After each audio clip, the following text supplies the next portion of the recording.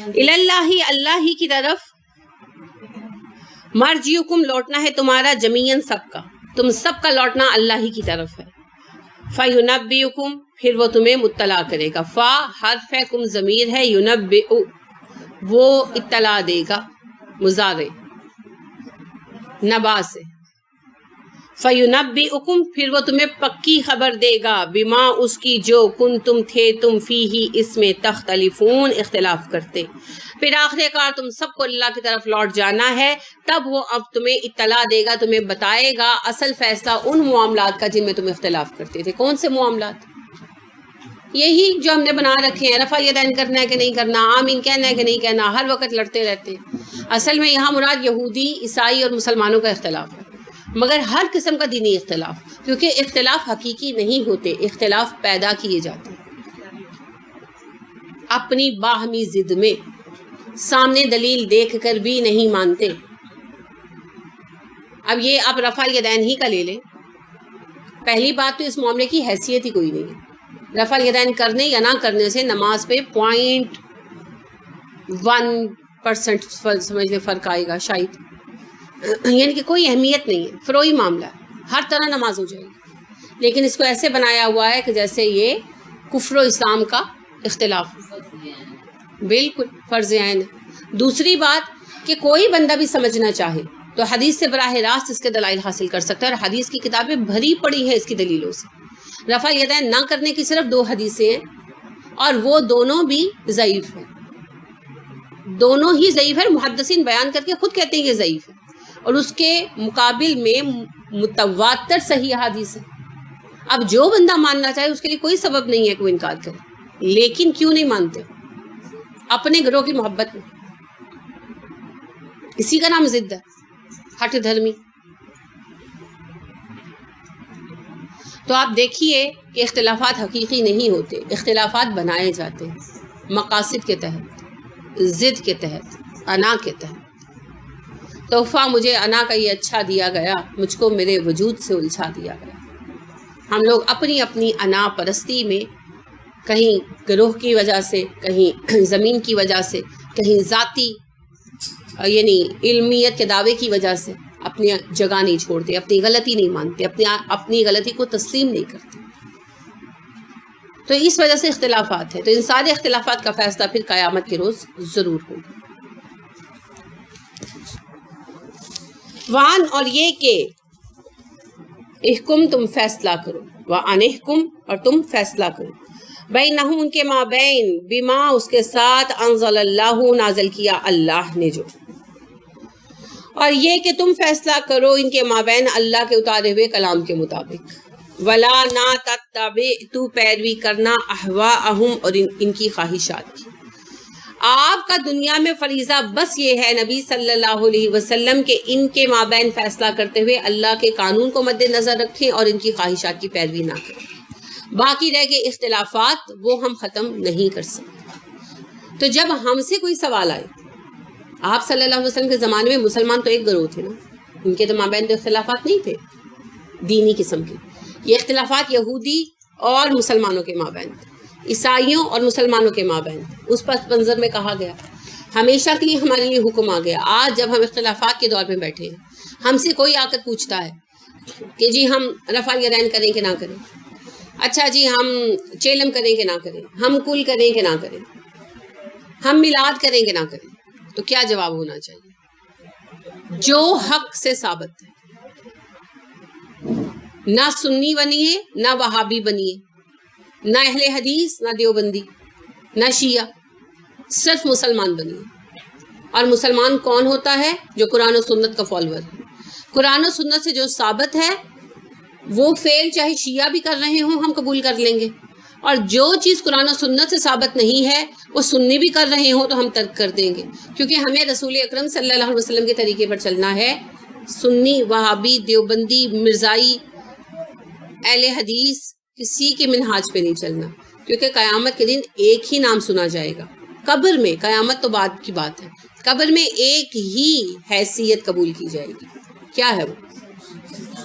مسلمان، اس کے سوا کوئی حیثیت قبول نہیں ہوگی۔ تو جب دنیا میں اپنے آپ کو کہلواتے رہے نا ہم فلاں ہم فلاں، تو پھر قبر میں بھی وہی کیفیت ہوگی. قبر کی کیفیت گویا اس طرح ہوگی آپ نیند سے اٹھے ہو. تو جو کچھ آپ دنیا میں کرتے ہیں تو سو کر اٹھتے ہیں تو وہی کرتے ہیں نا جو ذہن میں ہوتا ہے. اگر آپ سوئے اور کوئی ایک دم آپ کے ماتھے پہ بندوق رکھ دے آ کر جھنجھوڑ کر اٹھائے پوچھے تو کون ہے, تو جو اپنے آپ کو جانتے ہیں وہی کہیں گے نا. گھبراہٹ میں سچ ہی بولیں گے, وہ جھوٹ سب بھول جائیں گے. تو قبر میں بھی جب اٹھیں گے اور سوال آئے گا کہ تیرا دین کیا ہے, تو وہی زبان سے نکلے گا جو دنیا میں اپنے آپ کو ہم پیش کرتے رہے. لیکن وہاں پر صرف ایک دین جانا جاتا ہے, اسلام, اور کوئی دین قبول نہیں ہوگا. تو جب بھی ہمارے سامنے یہ مسئلے آئیں جو رہ کر آتے رہتے ہیں, تو پھر اس بات سے مت گھبرائیں کہ لوگ ہمارے متعلق کیا کہیں گے. سچی بات پیش کریں, دلیل کے ساتھ پیش کریں. باقی رہ گئے اختلافات تو ان کا فیصلہ قیامت کے دن ہوگا.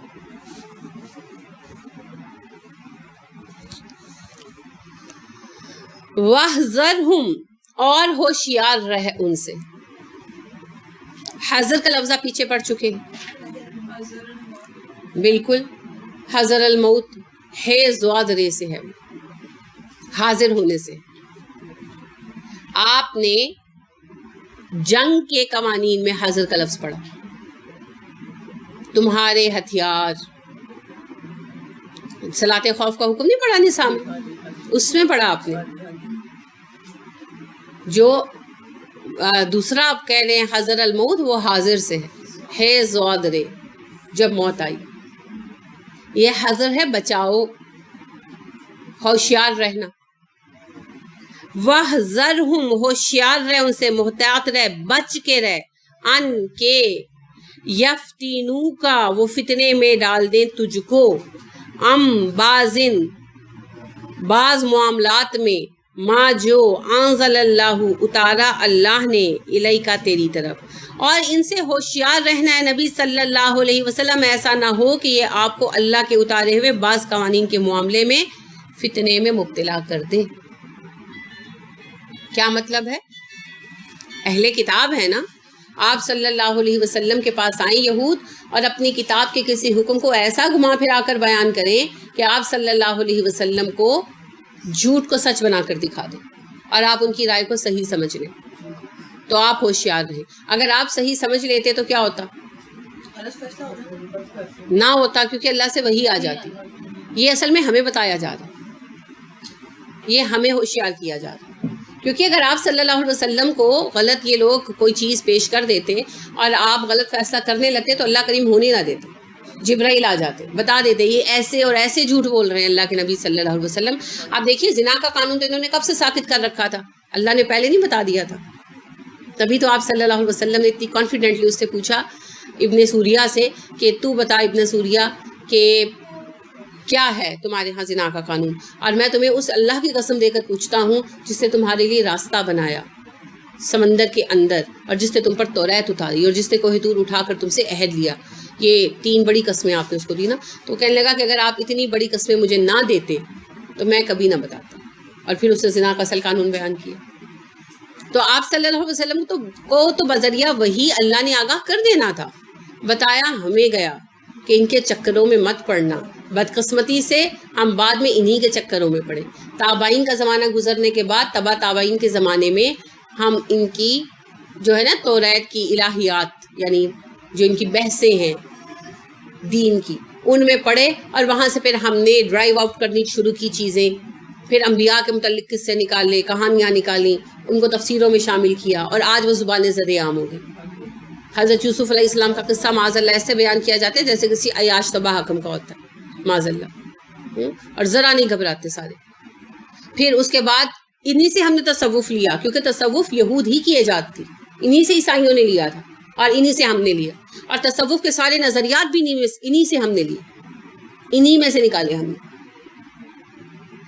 اور ہم نے اپنے دین میں ایک فساد عظیم برپا کر دی, فلسفی لی ان سے. تو اللہ نے ہمیں آگاہ کیا تھا کہ یہ کتاب کے رنگ میں ہر بات پیش کریں گے, لہٰذا ان سے بچے رہنا. لیکن ہم بچ نہیں پائے, ہم ان کے چکر میں پھنس گئے. دامے ہم رنگ زمیں کبھی سنے؟ پرندوں کو پکڑنے کے لیے جال بچھاتے ہیں نا، تو جیسی زمین ہوتی ہے اس کو ویسا رنگ دیتے ہیں. تو پرندوں کی نظر بہت تیز ہوتی ہے، برڈز آئی ویو بہت تیز ہوتی ہے. وہ اوپر سے زمین پر دانے بکھرے ہوئے دیکھ لیتے ہیں نا، مگر وہ دام انہیں نظر نہیں آتا کیونکہ وہ ہم رنگ زمین ہوتا ہے.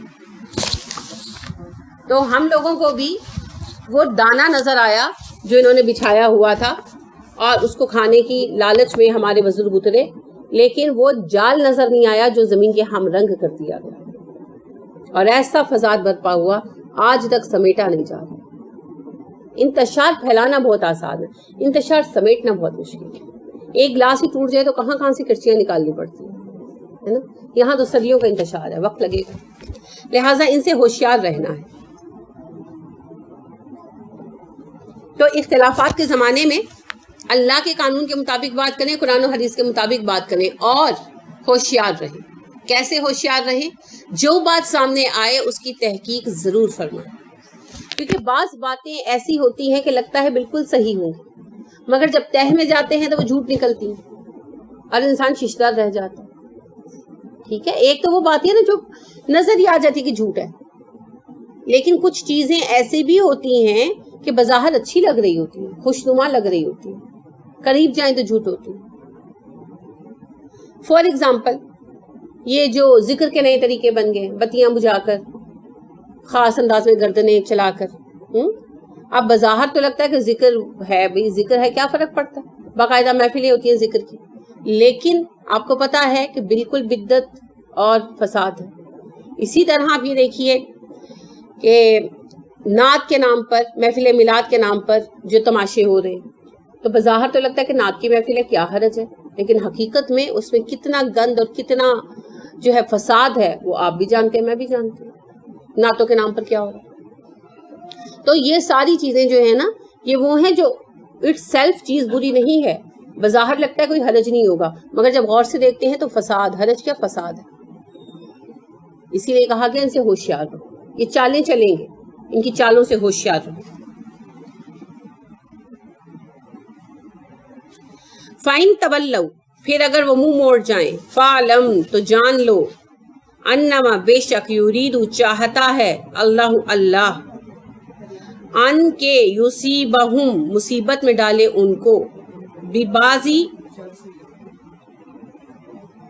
بعض سے، ذنوبہم ان کے گناہ. ذنوب جمع ہے ذنب کی، گناہ کو کہتے ہیں، ہم ضمیر ہے، ہم تھی ہم ہو گئی، اس کو یہ جو بے زیر بی ہے اس سے ضمیر دی، بعض کے ساتھ بی آیا ہے نا، اس سے دونوں کو ضمیر دی، بعض کو بھی اور ذنوبی ہم کو. پھر اگر وہ اس بات سے منہ موڑ لیں تو جان لو کہ اللہ رب کریم انہیں مصیبت میں ڈالنا چاہتا ہے ان کے بعض گناہوں کے سبب سے. جب اختلاف کے معاملے میں آپ دلیل پیش کریں اور اگلا دلیل کو قبول نہ کرے تو آپ رنجیدہ مت ہو، یہ جان لیں کہ وہ بندہ کسی گناہ کے سبب سے ہدایت سے محروم رکھ دیا گیا، اس کے لیے دعا کریں. ٹھیک ہے، وہ بیمار ہے، ایک بندہ بیمار ہو، ڈاکٹر دوائی دے رہے کہ میں نے دوائی نہیں کھانی، تو کیا کریں گے آپ اپنے لیے روئیں گے کہ مریض کے لیے روئیں گے؟ مریض کے لیے رنج کی بات ہے نا، درد اٹھا رہا ہے، تکلیف سہ رہا ہے اور دوائی نہیں کھا رہا، تو وہ بیچارہ جو ہے بیچارہ ہے، ہم نہیں، ہم تو صحیح جگہ کھڑے ہیں. لہٰذا جب آپ دلیل بھی پیش کریں اور اگلا قبول نہ کرے، کیونکہ یہ مقام آتے ہیں نا قرآن پڑھنے پڑھانے کے دوران، یہ مقام آتے ہیں کہ قرآن ہی ٹھیک ہے لیکن ساڈے وڈے انج نہیں کرتے سے، حدیث ہے ٹھیک ہے ساڈے وڈے انج کرتے سے، تو آپ کو اس وقت شدید دلی رنج ہوتا ہے. اس رنج کی کیفیت کو بدل لے. بس آپ نے دلیل سامنے رکھ دی، ہمارا یہی ذمہ ہے، وما علینا الا البلاغ المبین، ہمارا ذمہ ہے واضح بلاغ کر دینا. ایکسیپٹنس اگلے کی ہوگی، اگر اگلا ایکسیپٹ کرتا ہے الحمدللہ ثم الحمدللہ، اور اگر اگلا ریجیکٹ کر دیتا ہے تو مطلب کیا ہے، وہ کسی گناہ کے سبب سے ہدایت سے محروم رکھ دیا گیا، کیونکہ ہدی للمتقین، تقوی کا کچھ کم لیول کم ہے. کوئی ایسا ایک غیر مسلم بھی جب سنتا ہے نا قرآن تو وہ بھی ہدایت کی طرف آ جاتا ہے، کیونکہ ابھی ان تقوی کے لیولوں پر تو وہ پرکھا ہی نہیں جا رہا. جو ایک مسلمان کے لیے ریکوائرڈ ہے، لیکن اس کو خود فتنہ پرور اور فتنہ پرست نہیں ہونا چاہیے. تو جب کوئی ہدایت کو ماننے سے روک دیا گیا تو اس کا مطلب یہ ہے کہ کہیں نہ کہیں وہ اللہ کے ہاں ناپسندیدہ شخصیت، جیسے ابو جہل ریجیکٹ کر دیا گیا نا. رسول اکرم صلی اللہ علیہ وسلم نے کہا تھا عمر بن خطاب اور عمر بن حشام میں سے ایک مسلمان ہو جائے، اور عمر بن حشام سے آپ کا رشتہ زیادہ قریبی تھا عمر بن خطاب کی نسبت، مگر اللہ، اور آپ یہ بھی دیکھیں کہ زیادہ شان و شوکت بھی عمر بن حشام کی تھی. رسول اکرم صلی اللہ علیہ وسلم نے یہی کہا تھا نا کہ عمر بن خطاب یا عمر بن حشام میں سے ایک کو مسلمان کر کے اسلام کو شوکت عطا فرما. تو اگر عمر بن حشام یعنی ابو جہل مسلمان ہو جاتا تو شوکت زیادہ ملتی نا، اور زیادہ جلدی ملتی. اس کا بڑا اثر و رسوخ تھا قوم پر. عمر فاروق رضی اللہ عنہ کا ویسا نہیں تھا. ابو الحکم. تو آپ یہ دیکھیے کہ اللہ نے یہ دعا عمر بن خطاب کے لیے قبول کی، عمر بن حشام کے لیے قبول نہیں کی. کیا سبب تھی؟ کیا رکاوٹ تھی؟ ابو جہل کی فتنہ پرستی. وہ دشمن تھا مسلمانوں کا. جتنی مصیبتیں اس نے پیدا کی کسی نے پیدا نہیں کی، بلکہ وہ مصیبتوں کی جڑ رہا ہمیشہ. اس کے رویے کی وجہ سے اللہ نے اسے ریجیکٹ کر دیا. تو جب آپ کی بات نہ سنی جائے تو آپ دکھی ہو، غمگین نہ ہو. یعنی آپ کے دل میں دوسروں کے لیے احساس سے فکر آئے، وہ آپ کو ایک بے قراری دیتا ہے. لیکن غمگین ہوتا ہے ڈپریس ہونا، غم اور دکھ کو الگ الگ کرنا. ٹھیک ہے، ایک چیز ہوتی ہے گریف، ایک ہوتی ہے ڈپریشن. آپ کسی کی پریشانی کو دیکھتے ہیں اور آپ کا دل پریشان ہوتا ہے کہ میں اس کے لیے کچھ کروں. یہ تو بہت اچھی کیفیت ہے دل کی، یہ گریف ہے.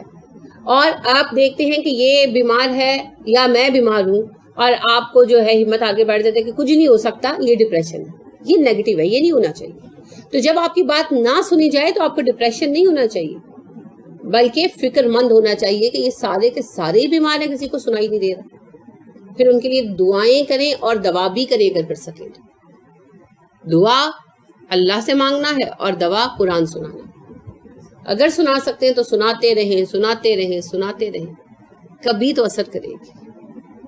ٹھیک ہے، ہمیشہ یاد رکھیں زنگ چڑھے ہوئے لوہے کو ایک دفعہ آپ ریگمال ماریں گے نا تو وہ صاف نہیں ہوگا، آپ کو رگڑتے رہنا پڑے گا. تو دلوں کو جب زنگ لگتا ہے تو یہی ہوتا ہے. اسی طرح میں نے آپ کو مثال سے سمجھایا تھا کہ پتیلی جب سڑ جاتی ہے تو وہ ایک دفعہ دھونے سے صاف نہیں ہوتی، اسے رگڑنا پڑتا ہے، بار بار کھرچنا پڑتا ہے، پھر صاف ہوتی ہے. It will take time. وَإِنَّ بے شک کثیراً بہت سے ہیں من الناس لوگوں میں سے لفاسقون نافرمان، بے شک لوگوں میں اکثریت تو فاسقون کی. آپ نے آئندہ یہ نہیں کہنا کہ آج بڑی اکثریت یہ کر رہی ہے نا. یہ سوال ہوتا ہے نا، ہر جگہ تو یہی ہو رہا ہے، آج تو سب لوگ یہی کر رہے ہیں. اللہ نے کہا لوگوں کی اکثریت لازماً فسق میں مبتلا ہوتی. تو پھر اکثریت کو دلیل نہیں بنانا. دلیل تو ہدایت کا قانون ہے. آج ہمارے لوگوں کی اکثریت ٹریفک رولز کی پابندی نہیں کرتی، تو کیا اس سے یہ اصول درست ہو جائے گا؟ آج ہمارے ملک کی بڑی آبادی ہائیجین کے اصولوں کی، حفظان صحت کے اصولوں کی پابندی نہیں کرتی، تو کیا اس کا مطلب ہے کہ حفظان صحت کے اصول غلط ہیں؟ نہیں. اسی طرح اگر آج اکثریت دین کی پیروی نہیں کر رہی تو اس سے نہ تو دین کی اہمیت پر فرق آتا ہے نہ حقانیت پر فرق آتا ہے. مسئلہ یہ ہے کہ اکثریت ہوتی ہی ایسی، خواہشات پوری کرنے والے. دین پر چلنے والے چند لوگ ہوتے ہیں، اور جب وہ لیڈرشپ پاتے ہیں تو اکثریت کو چلاتے ہیں. انہیں وہ ماحول، وہ حالات پیدا کر کے دیتے ہیں کہ وہ اپنی زندگیاں دین پر چلا سکیں. تبھی پھر ان کو بڑے بڑے مرتبے ملتے ہیں، تبھی وہ خلیفۃ اللہ بنتے ہیں. ٹھیک ہے، تو اکثریت کوئی دلیل نہیں. یہی بات اللہ کریم فرما رہے ہیں کہ اختلافات کا جب تمہیں سامنا ہو تو فیصلے قانون اللہ کے مطابق کرو، اللہ کی کتاب کے مطابق کرو، رہ گئی لوگوں کی رائے اس کی پرواہ مت کرو، اور جو لوگ دلیل کے بعد بھی فیصلہ قبول نہ کریں ان کے لیے دعائے خیر کرو، کیونکہ وہ اللہ کے غضب کا شکار ہے کہیں نہ کہیں۔ رہ گئی لوگوں کی اکثریت کا رویہ، تو اکثریت کا رویہ ہمیشہ فسق کی طرف ہی ہوتا ہے، کیونکہ لوگوں کی بڑی تعداد اپنی خواہشات کے پیچھے جانا چاہتی ہے نا، اسی لیے اکثریت اسی طرف چلتی ہے جس طرف خواہشات پوری ہو رہی ہو۔ مومن تو اگینسٹ دا اسٹریم تیرتا ہے، بہاؤ کے اگینسٹ چلنا، یہ ہمت ہے، یہ ایمان کی قوت ہے۔ تو پھر مومن اکیلا بھی ہوتا ہے تو واضح نظر آتا ہے، وہ بہاؤ کے الٹ جاتا ہے، ٹھیک ہے، اور دھارے کا رخ بدل دیتا ہے، یہ اللہ اس کو قوت عطا کرتا ہے۔ بہاؤ کے ساتھ بہہ جانا، وہ تو ساری خس و خواہشات بہہ جاتے ہیں، ٹھیک ہو گیا۔ افا حکمہ، کیا بھلا حکم الجاہلیتی، جاہلیت کا، یبغون، وہ چاہتے ہیں، کیا یہ چاہتے ہیں کہ فیصلے جاہلیت کے طرز پر کیے جائیں؟ یعنی کیا تھا جاہلیت کا طریقہ؟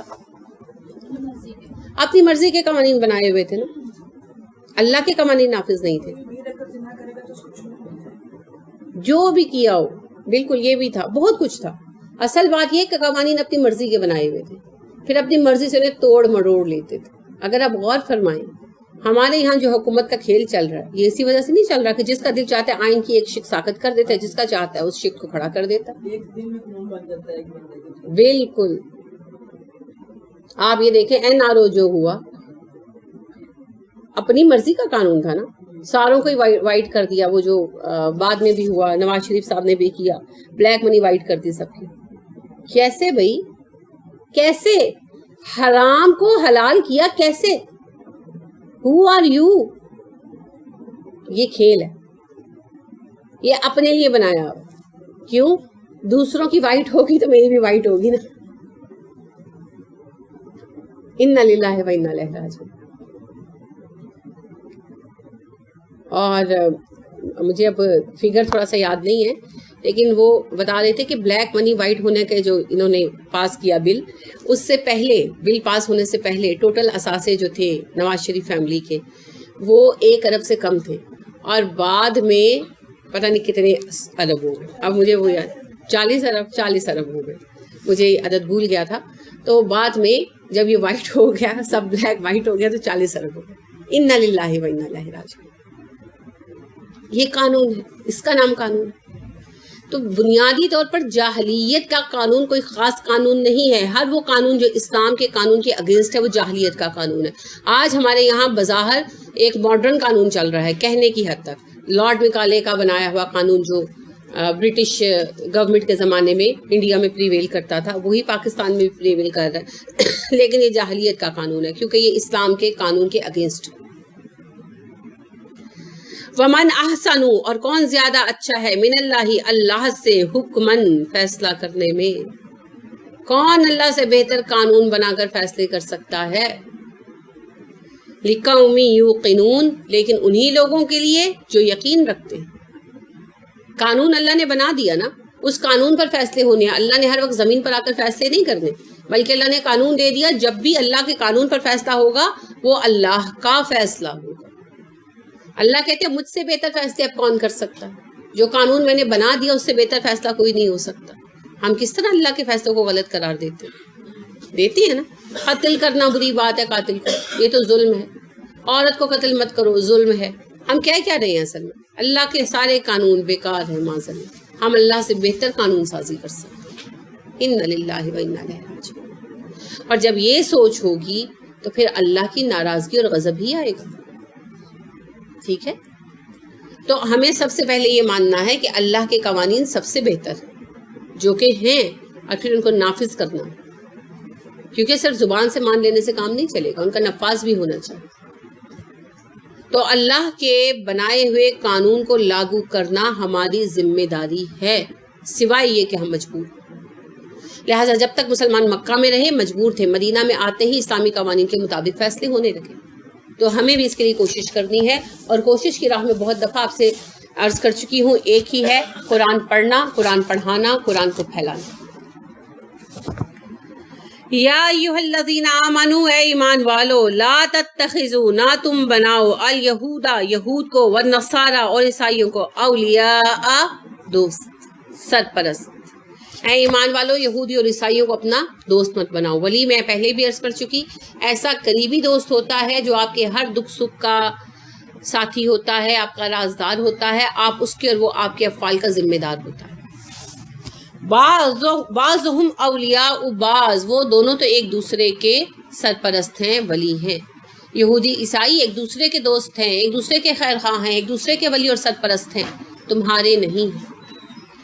ومن، اور جو یتولہم، دوست بنائے گا ان کو، منکم، تم میں سے، فإنہ، تو بے شک وہ، منہم، ان میں سے ہے۔ جو یہودی اور عیسائیوں کو دوست بنائے گا وہ انہی میں سے ہے۔ یہاں میں پہلے بھی عرض کر چکی کہ دوستی سے مراد وہ عام دوستی اور رواداری مراد نہیں ہے جو غیر مذہب والوں سے رکھی جاتی ہے، جیسے کوئی ہمارے یہاں کام کرتا ہو، دوستی تعلق ہو، یعنی کلیگ ہوں، کالج میں اکٹھے پڑھتے ہیں، ہم جماعت ہیں، اس قسم کی دوستی مراد نہیں ہے، بلکہ ان کے ساتھ بہت احسن سلوک رکھیں تاکہ وہ دین کی طرف آئیں۔ مراد ہے یہاں پر ایسی دوستی سے کہ ہر راز ان کے ساتھ شیئر کرو، اپنے قوم کے راز تک ان کو دے دو، اپنے گھریلو معاملات میں ان کو فریق بنا لو۔ دیکھیں، آپ کے والد آپ کو کوئی حکم دیتے ہیں جو آپ نہیں ماننا چاہتے، آپ ایک مومن کے ساتھ مشورہ کریں گے، دیندار بندے سے، اس کی رائے اور ہوگی۔ ایک ایسے بندے سے مشورہ کریں گے جو مومن ہے مگر دیندار نہیں ہے، اس کی رائے اور ہوگی۔ اور ایک اگر آپ عیسائی سے مشورہ کریں گے تو اس کی رائے اور ہوگی اگر وہ پاکستان کا رہنے والا ہے، اور اگر ایک یورپین عیسائی سے مشورہ کریں گے اس کی رائے بالکل ہی اور ہوگی، ہے نا؟ کتنا فرق پڑ جائے گا۔ تو لہٰذا اپنے معاملات میں اپنا سرپرست، اپنا ساتھی، اپنا ولی، اپنا ذمہ دار کس کو بنانا چاہیے؟ دیندار افراد کو۔